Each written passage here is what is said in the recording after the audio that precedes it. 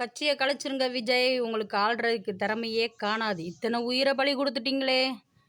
எங்கள் புஷி அனந்த் கைது, எல்லாரும் கைது, அரெஸ்ட் பண்ணி உள்ளே போடுங்கடா. அப்போ இந்த ரெண்டாவது கழுத்தில் வெட்டுப்பட்டது எதுனா என்னடா? அந்த வயலுக்கு ரெண்டாவது கழுத்தில் வெட்டுப்பட்டிருக்கு. இங்கே அண்ணாமலை அறிவுரை சொல்ல வந்துட்டார். பிஜேபிக்கு புரோக்கர் வேலை பார்க்குறதுக்கு வந்துட்டார் அண்ணாமலை. ஹலோ, வணக்கம். வக்கீல் தமிழ்வேந்தன் சார், நீங்கள் அரசாங்க வக்கீல் தானே? அபிராமி விஷயத்தில் சரியாக தானே சார் பேசுனீங்க?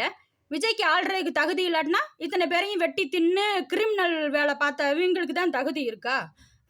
இது எல்லாத்தையுமே இப்படி தான் நடக்கும் அப்படிங்கிறது தெரியும் சார். ஒரு சின்ன அதிர்ச்சி வைத்தியம் கற்றுக்கணும்ல. அதுக்கு இத்தனை உயிர் பலியான்னு கேட்காதீங்க. நாங்கள் தான், எங்களோட பொறுப்பு தான். இத்தனை மீட்டிங் போனோமே, பாதுகாப்பாக இருந்தோமே அப்படின்னு சொல்லி நம்பி வந்துட்டோம். ஆனால் நம்பினது யாரை?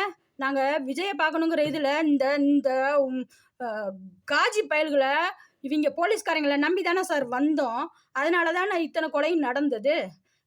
போலீஸ்காரங்க இருந்திருக்கணும்ல. கிரிமினல் வேலை இதெல்லாம் தெரிஞ்சு தாண்டா அரசியலுக்கு வந்த அப்படின்னா கேட்காதீங்க சார். அப்போது நீங்கள் வக்கீல் வேலை பார்க்காதீங்க. ஏன்னா இங்கே டிவிக்கே வக்கீல் இருக்காங்க பார்த்தீங்களா, அவங்ககிட்ட போய் ட்ரைனிங் எடுத்துகிட்டு வந்து எது நியாயம்னு சொல்லி பேசுங்க. தமிழ்வேந்தன் சார், உங்கள் மேலே ஒரு மரியாதை இருந்தது. நீங்கள் போடுற வீடியோக்களை நான் தவறாமல் பார்ப்பேன்.